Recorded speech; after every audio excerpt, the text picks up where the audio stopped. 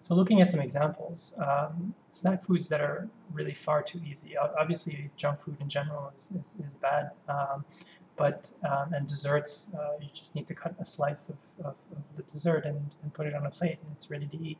But things like trail mix and granola bars and so on are also, in my opinion, really quite bad because on the one hand, there's really no work involved in preparing. You just have to open the box or open the package and start eating. But also, they're a mix of, they have a lot of fast sugars in them, and they're very calorically dense. So you can eat just a handful and not really realize just how many calories you ingested. And so overall, these are things that seem good, but actually probably end up being really quite fattening for a number of reasons. So better alternatives are things like whole grain toast or whole grain bread that you toast and add some spread. Uh, Peanut butter and jelly, I think, is really pretty decent as a simple and cheap type of food to eat, um, especially if you don't put too much jam or honey on it. Fruit are excellent. One of the nice things about apples, for example, is that even though it doesn't take really much work to prepare the apple, obviously, it kind of feels like a lot of work to eat an apple.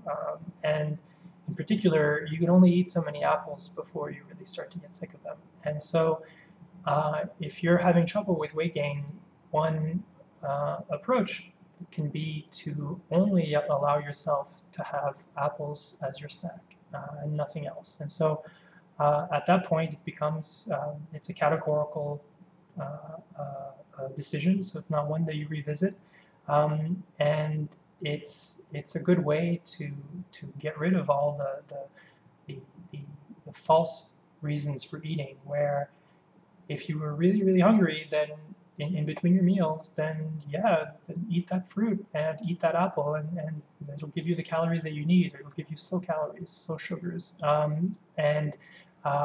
but as you'll probably notice, you actually don't really need to eat that many just to keep yourself going in between your meals, and so it can work really quite well. Um, Cereal, I'm not a big fan of because the majority of the cereal on sale is full of sugar, and the starch in the cereal also kind of feels like it gets digested fairly quickly. So it's hard to find cereal that's any good. But regardless, if you want to have cereal, then at least the best thing to do is to have fat-free milk and to add some canola oil, for example, so that you have a little bit of fat to slow down the digestion of the starch. So the one recipe I'll present in the deck of slides is a very simple one, but it's interesting for a couple of reasons. So it's simply just a mix of canola oil with olive oil and herbe de Provence. And so if your olive oil is mild tasting, you might want to use more than a tenth, but you don't want too much olive oil because it can have too strong a taste. You want a lot of the taste to come from the herbe de Provence. And so this mix of spices is one that's actually very sensitive to heat, and so normally you try to only add it at the very end of the cooking cycle. So it's ideal for something like this because it doesn't really require cooking to taste good.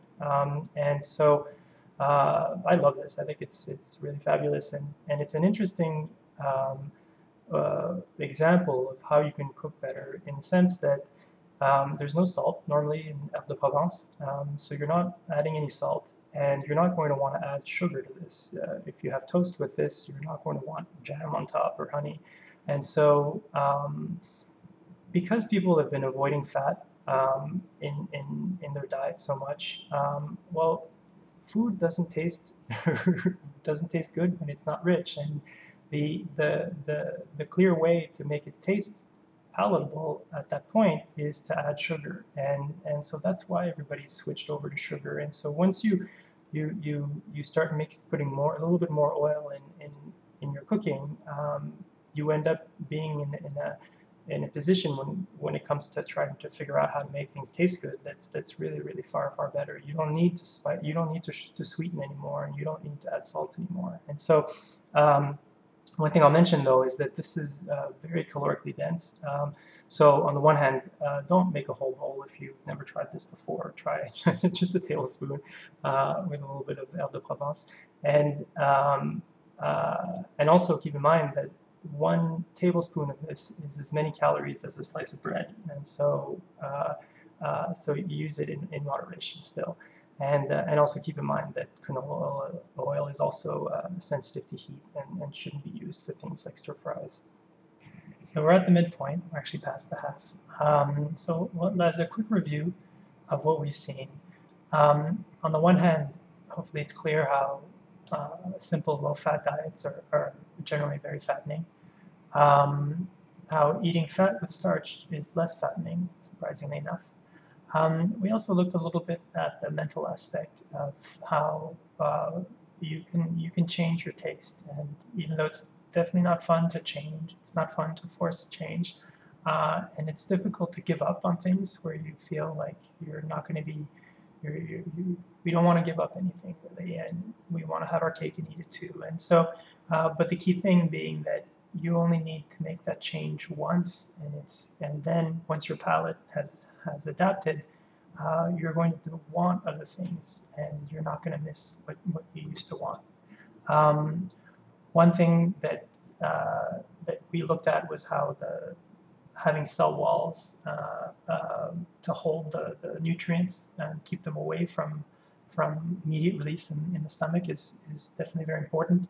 And in general, that liquid food is really as far from slowly released food as can be.